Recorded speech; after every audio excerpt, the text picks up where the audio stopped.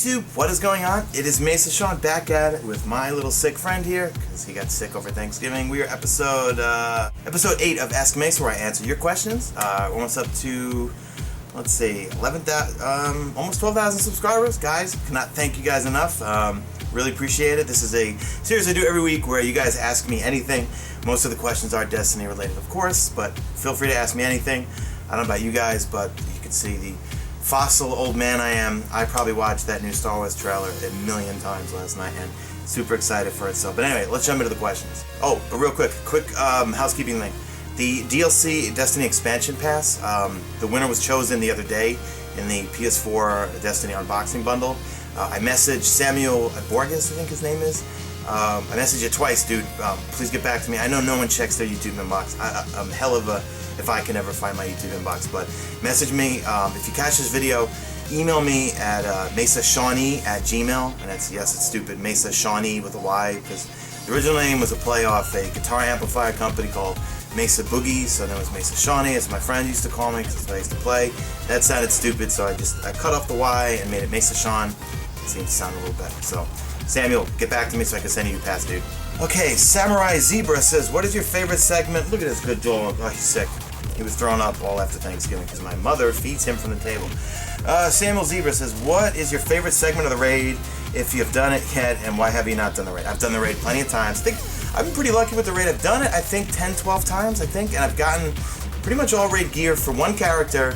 I got like 4 of those Praetus, Revenge, 2 corrective measures, 2 Atheon's Epilogues, 3 Visions of Confluence, 4 Fatebringers, and whatever. Favorite part of the raid is getting the Gorgon's Labyrinth chest, because by far, I get so nervous because I think I might get a Hawk Moon, and of course I don't get a Hawk Moon. That's where I got my beloved Monte Carlo. But that's actually my favorite part. Actually, when I start the raid, that's the first. It's weird because like as soon as I start the raid, I start to get nervous as to, oh my god, could I actually get something this time? Because those of you who have raided a lot know you've been let down so many times when you don't get anything. So I always get nervous right before. I'm like, all right, come on, baby, please give me something good this time. And then I go to that one where I got my Monte Carlo, and a dozen times it's been that fucking Warlock Bond or whatever. So, but that's my favorite part. Okay, so first thing, I have a number of questions about Xur from like Will Christensen. Who else? Chris Allen. Did you ask me that? Yeah. Well, okay. There's a number of questions, you guys, regarding Xur, whether maybe he should sell different things, sell like materials, legendary type things. The first thing I want to address first is the heavy ammo synthesis. I know that I bitch about it on Twitter every week that he hasn't sold it. I'm well aware that the gunsmith. Why am I pointing at my TV like you can see? Forget, I'm stupid.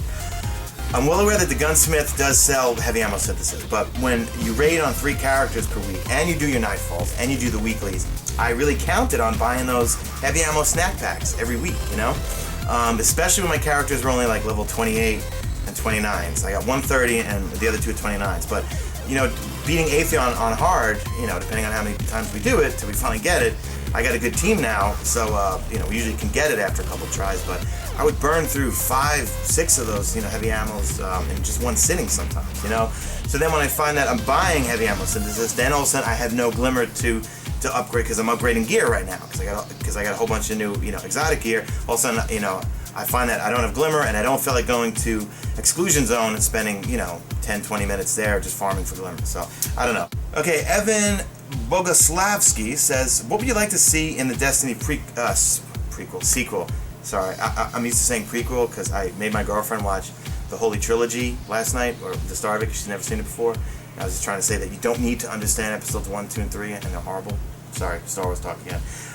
What I would like to see in Destiny sequel is obviously definitely new worlds. I would love to see, like Saturn or Jupiter, or even, I'm just seeing what Burning Shrine is like for Mercury. I'd love to have a whole Mercury map to explore for for PvE. I think it'd be really cool. I'd obviously like to see a deeper story. Now that I've played it a zillion hours, I can see why people were a little upset that the story wasn't as in depth. But DLC's coming right down the pike, and they're really going to be expanding on it. So look forward to that. What else? I would like to see more PvP modes, PvP game modes. Maybe a little bit of a revamp in terms of objective type things. I think that'd be really cool. But if it's not broke, don't fix it. So just keep doing what they're doing, because in my humble opinion, they nailed it right. I think the launch went smooth as glass. I mean, I'm looking at Advanced Warfare, and it seems to be a nightmare. You know, I mean, everyone's just complaining about connections and matchmaking and so many glitches with stats being reset and gun count. Fuck it. I'm so glad I'm not playing that game right now, because Destiny has been, for me, connection has been smooth. Launch, I mean, it was maybe once or twice where, and I heard it was Verizon BIOS for Destiny. I was getting kicked like 25 times in one night for a raid. But when I went to Destiny subreddit, they said this has something to do with Verizon New York City BIOS is like fucked or something like that. And there's one particular weekend it was screwed for that. But other than that, it's been a smooth launch. Okay, next question is Vin Huang, Hoang. How do you think Destiny would transition into competitive eSports? I don't think it would transition very well, and I think it's because I'm generalizing. I don't know anything about eSports. I've watched a bit of it from the Call of Duty days. I feel like PvP is way too different than, let's say, what they typically play, which is Call of Duty, I guess. You know, again, I'm talking on my ass. I don't know anything about eSports. I'm just comparing it to what I watched over the last, 2 years, which was all Call of Duty stuff. I think from what I watched with like Nate Shot and Scumpy and all those guys, I follow their channels. They, Call of Duty is a different animal. I think those guys like games that are really fast paced and people go down like that and jump shotting and turning on people and call outs and stuff. Whereas I feel like PvP, I think it's difficult. I think, it's obvious it's hard to down people. You don't die from I always say the same stupid line, sniper shot to the toe. But, I don't know. It would be really interesting. I just don't really, in my opinion, I don't really see those MLG pros picking up on it. I don't know. You let me know what you think, though. Okay, Adam Geeds, Geddes, says, what game will you play when Destiny becomes too stale? Well, I don't know. That's good. That's a tough question, because right now, let's see, it's still completely not stale for me, and we're almost, 11? I think it's 11. I'm looking at my calendar. I think it's 11 days until DLC comes out, which is going to add a whole bunch more to it. As long as they put those new strikes right into the Vanguard Strike playlist, I'll be very happy. What would I play? I don't know. I mean, there's nothing really coming out. I mentioned last video, Star Wars Battlefront. Whenever that comes out, that I will be all over that game. But I would say the only other game that I would play besides, Destiny, if it became stale, would be Killzone Shadowfall. Or, hopefully, I know Guerrilla Games is coming out with something new. I think it's not a Killzone title. But again, I always say it, Killzone Shadowfall, hands down, one of the best multiplayer games I've played, hands down. Max Coot says, what do you think about farming? Well, I love farming. If you haven't noticed, I talk about it and I do it a lot. The only farming I hate is when I just need a few of, like, say, relic irons to upgrade something, and then I don't have the bounty or, like, a real reason to go to Mars to patrol, But other than that, I mean, I make it fun, because I do all the patrols. I got a video coming out any day now all about patrols and getting rep and stuff and doing, like, the VIP patrol modes, which stupid Sean didn't. I actually didn't really know what all the icons meant. I went for the patrol, and then if it made me scan somewhere and leave an area where I was farming for chests, I would get annoyed. Now I know what the icons all stand for, and I learned that if you do the VIP ones and you have your Nightfall activated, you get 31 points of rep towards your faction or Vanguard or whatever. So, but I love farming. I think they should change up the patrols a little bit. Maybe add a few more things. I hate the scan ones, and I hate the survey ones, because, I like to shoot things, I like to kill things, so I like the VIP ones where you gotta go kill something big, or like the ones where you just gotta kill, and then obviously the ones that you kill for items. Okay, Ross Ellingham, what would you think of every weapon having a reforge option? I would absolutely love that. I think that would change up everything. For me, and I keep pointing at my television screen like you can see it. Sorry.